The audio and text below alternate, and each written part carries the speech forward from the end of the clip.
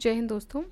So welcome to the part 2 of revolt of 1857। हमने एक part discuss कर लिया है, दूसरे पार्ट में हम rest of the questions discuss करेंगे। So let's start with the 46 question. The original residence of eminent Urdu poet Mirza Ghalib was. So original residence इनकी बात करें तो आगरा था। He was born on 27 December 1797 in Agra और इनकी मृत्यु होती है 1869 में दिल्ली में, February 15, 1869.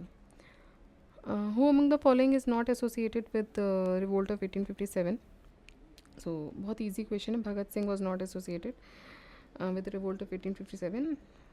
Who among the following was not related to the revolt of 1857? Again, so again a easy question. Udham Singh, he was not related to this revolt. And which dynasty supported British maximum during the 1857 freedom movement. तो सबसे ज़्यादा जिसने support किया था वो कौन सी dynasty थी? वो थी Scindias of Gwalior. So many like the Scindias of Gwalior, Nizam's of Hyderabad, Holkars of Indore gave active support to British. Many educated and westernized Indians also did not support the event of 1857. That time Lord Canning said, if Scindia joins the rebels, I will pack off tomorrow. European historian greatly praised Sir Dinkar Rao, the minister of Gwalior. The educated middle class in India opposed the revolt, supported the revolt, remained neutral to the revolt, fought against the native rulers. So they remained neutral. Neither they supported nor they opposed or fought against the native rulers also. They remained silent. So educated middle class did not participate in the revolt, which was one of the major reasons for the failure of the mutiny. Educated Indians wanted to change India as a progressive state, and the fact embedded in their mind that Britishers would make this progress possible. बाद में उनको realise होता है कि they came to know about the cruel strategy of British behind this. ठीक है। Which of the following groups did not participate in the revolt? किसने नहीं किया है पूछ रहे हैं। तो एग्रीकल्चरल लेबरर्स ने किया था, देन साहूकार्स ने नहीं किया था, दे वर प्रो ब्रिटिश, लैंडलॉर्ड्स भी प्रो ब्रिटिश थे, एंड फार्मर्स ने किया था। ठीक। So it was widespread and this rebellion had the popular support of the public also, but it was suppressed due to greater extent. Limited areas में spread हो पाया. Entire South India, Punjab territory towards its north, in west, Rajasthan, Gujarat, Madhya Pradesh, ये सब revolt से बाहर थे almost. बहुत सारे नेटिव रूलर्स जैसे कि पटियाला, जींद, ग्वालियर, हैदराबाद, सिख ऑफ पंजाब, इन्होंने ब्रिटिश की हेल्प भी की थी in suppressing the revolt by all possible means.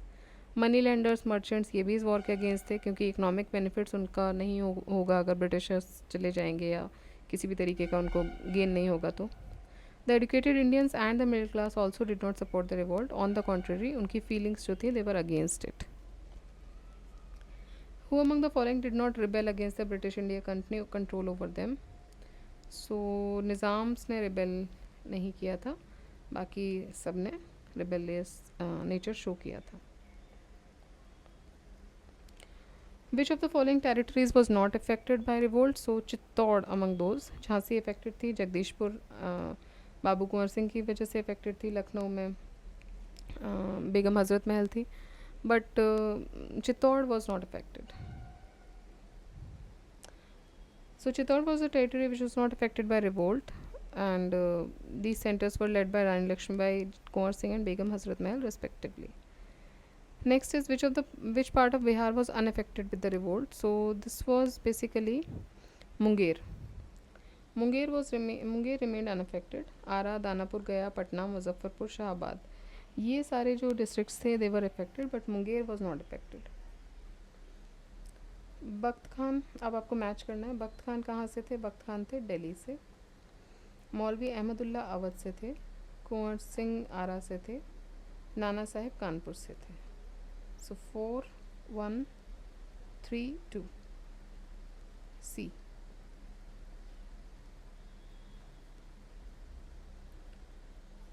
Match करना है लिस्ट 1, लिस्ट 2। झांसी रानी लक्ष्मीबाई, लखनऊ बेगम हज़रत महल, कानपुर अजीमुल्ला खान एंड फैज़ाबाद मौलवी Ahmad Shah. So answer is A, 4, 3, 2, 1. 4, 3, 2 and 1. List 1 with list 2. Name of the revolutionaries and places. सो नाना साहेब कहाँ से थे? कानपुर से थे. मौलवी अहमदुल्ला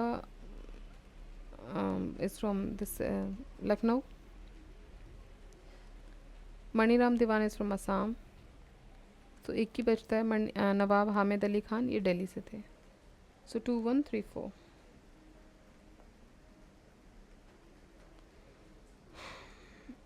नेक्स्ट आपका जो क्वेश्चन है,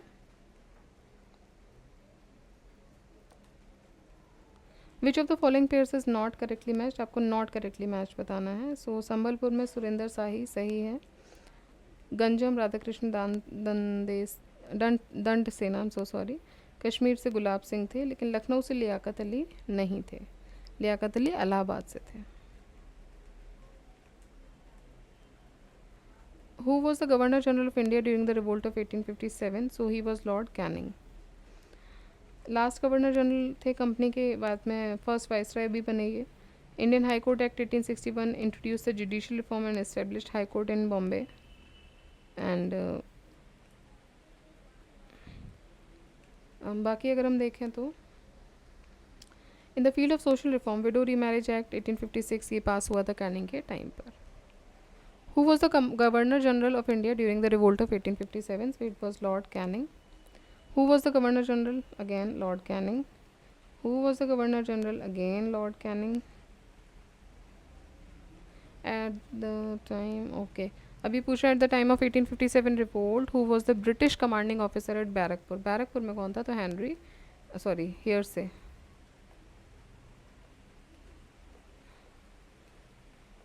So it was hearsay. Next is Lieutenant General Sir John Bennett. Hearsay was commanding officer during the revolt of 1857 in Barakpur. Who has made Allahabad the emergency headquarters in 1857? तो ये थे Lord Canning जो थे. He made Allahabad the emergency headquarter in 1857. So Lord Canning made Allahabad the emergency headquarters in 1857 revolt. Governor General and their tenure according to the question is given below. So Lord Cornwallis का first tenure 1786 से 93 था और second tenure 1805 तक था. Wellesley 98 से 1805 तक थे. Bentinck 1828 से 1835 तक थे. और कैनिंग जो है ये 1856 से 1862 तक थे. ठीक है. Next is who was the British Prime Minister during the revolt? So he was Palmerston. Britain में जो प्राइम मिनिस्टर थे वो थे पाल्मस्टन. उनका टेन्योर 1855 से 1858 तक रहा, फिर 1859 से 1865 तक रहा. What was the main cause of the failure of the revolt of 1857? Failure का जो रीज़न था वो था lack of common strategy and central organisation. So ये मेजर रीज़न भी रहा इसका. All the groups participated in this revolt for their interest and there was no feeling of nationalism behind the mutiny and lack of clear vision. ठीक है. तो सबके अपने अपने इंटरेस्ट थे. किसी का राज्य छिन गया, किसी को डॉक्ट्रिन ऑफ लैप्स की वजह से इनका जो राज्य था वो ले लिया गया. तो एक जो नेशनल क्या बोलेंगे इंटरेस्ट या नेशनलिज्म वाली जो फीलिंग थी वो भारत को बचाने का नहीं था. ये बेसिकली अपने अपने राज्यों को बचाने के लिए था. Although it was a fatal blow to the Britishers, but अगर थोड़ा सा सेंट्रलाइज्ड और होता तो शायद ज़्यादा इम्पैक्ट पड़ सकता था. ऐसा एक्सप्लेन कर रहे हैं इसमें. Next is the first freedom struggle of 1857 failed because. क्यों फेल हुआ? क्योंकि ऑल ऑफ द अबव. ठीक है. अब ऑल ऑफ द अबव में क्या क्या आएगा कि लैक ऑफ यूनिटी थी. नेटिव किंग्स जो थे वो सपोर्ट कर रहे थे ब्रिटिशर्स को. ऑल्सो ब्रिटिश सोल्जर्स तो थे, दे वर बेटर इक्विप्ड और ऑर्गेनाइज भी थे रादर देन इंडियंस. तो ये सारे इनके रीजंस थे. The British were able to suppress the uprising of 1857 in Rajput state because the local Rajput rulers did not support the revolutionaries. तो वहाँ पे सप्रेस करने के लिए ईजी था क्योंकि राजपूत्स ने रेवोल्यूशनरीज को बहुत ज़्यादा सपोर्ट नहीं किया था. Which among the following British officers lost their lives at Lucknow. तो कौन से ब्रिटिश ऑफिसर ने अपनी who lost their lives at the Lucknow? So they were actually General Neil, Havelock and Lawrence.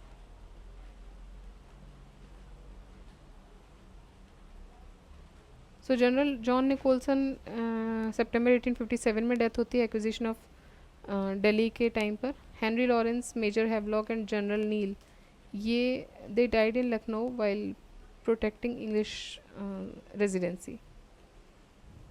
Then whose name among the following is not associated with the revolt of 1857. तो लीगर, Wallace, Gibbs एक भी सुने हुए नहीं हैं, तीनों ही associated नहीं हैं. नेक्स्ट assertion reasoning है. The first war of independence in 1857 failed to secure the freedom from the British government. The leadership of Bahadur Shah Zafar did not have popular support and most of the Indian rulers, important states, shed away from the struggle.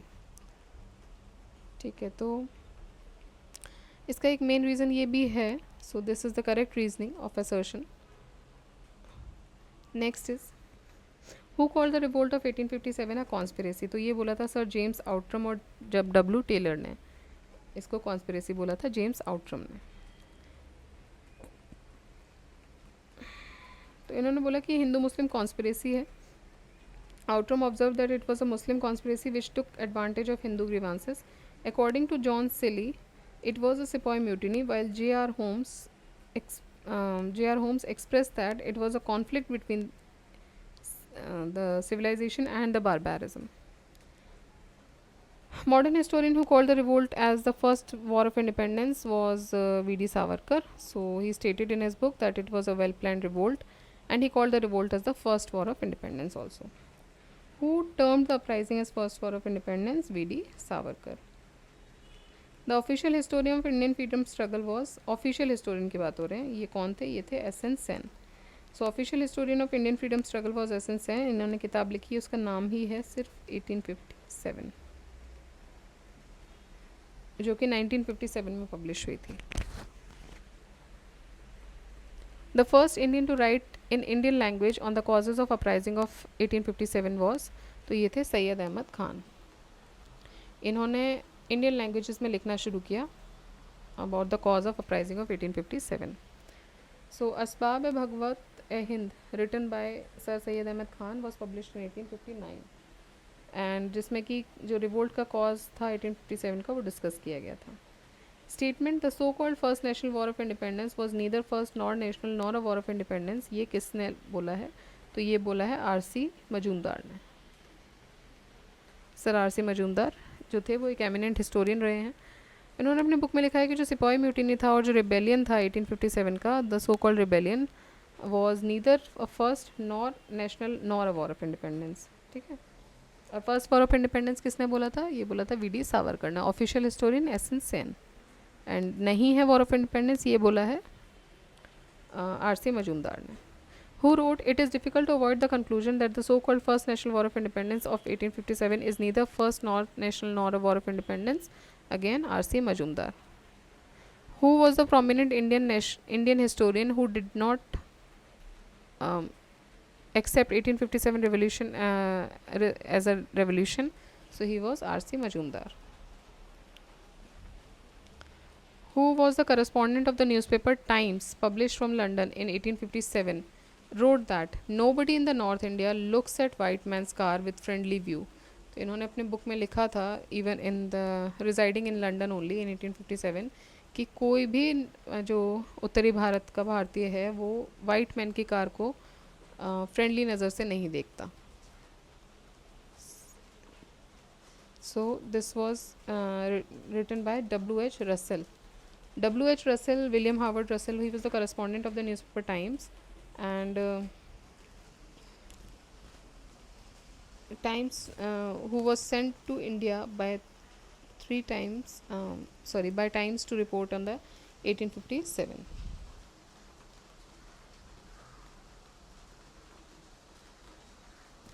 Next, which of the following conceptions is true about the revolt of 1857? क्या सही है इनमें से? देख लेते हैं सारे. Indian historians have described it as Indian mutiny. देखिए मिक्स व्यूज़ हैं, किसी ने किया है किसी ने नहीं किया है. British historians have described it as a war of independence. It gave a death blow to the system of East India Company. ये तो डेफिनेटली ट्रू है. ठीक है, इन पे मिक्स्ड व्यूज़ हैं. It was for improvement of administrative machinery. नहीं, ये बात नहीं है. एडमिनिस्ट्रेटिव मशीनरी के लिए बात तो तब होगी जब हम सिस्टम में आएंगे, तो उससे पहले सिस्टम में आने के लिए बहुत सारी चीज़ें करनी होती हैं. Next question here is, when did queen Victoria declare the taking over of Indian administration under the British crown? So she took over on 1st November 1858.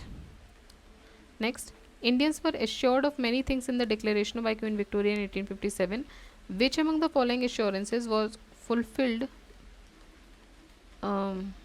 by the British government? So policy of annexation will be abandoned. ये हुआ था, इसमें माना गया था. Status quo of native rulers same ही रहेगा. Then equal treatment would be given to all subjects. While be would be maintained. ठीक है. Equal treatment would be given to all subjects, Indian and Europeans, and there would be no interference in the social and religious beliefs of the Indians. ठीक है. Next is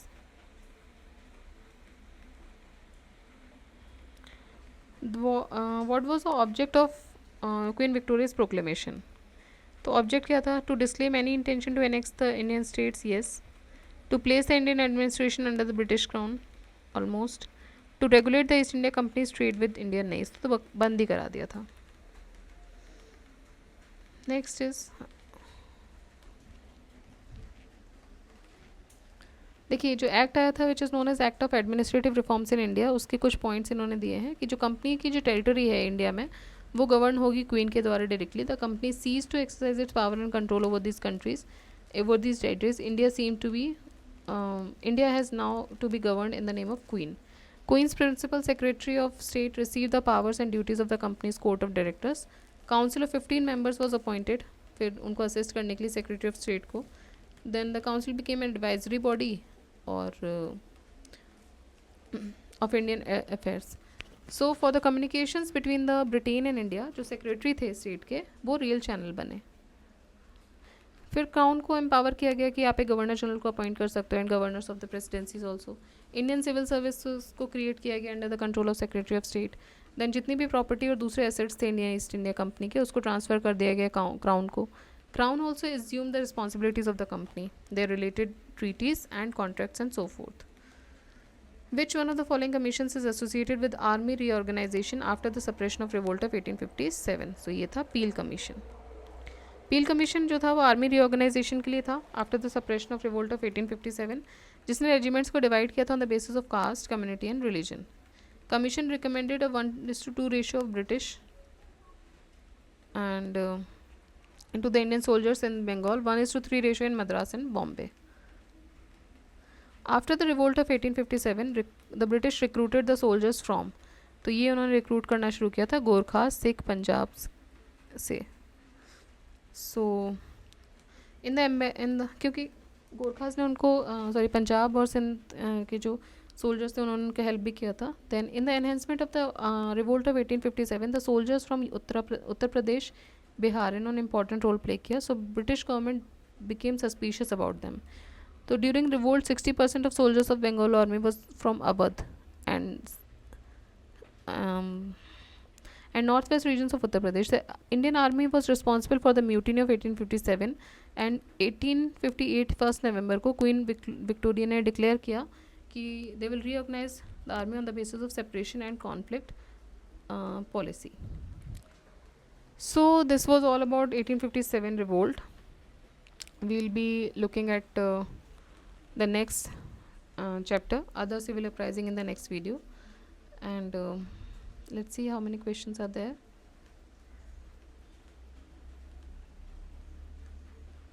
Oh, there are pretty more questions. Okay, so here are 76 questions. Let's see कैसे deal करते हैं. बाकी ये chapter आपका हो गया है. Till this you should keep revising and keep studying. जय हिंद, जय भारत.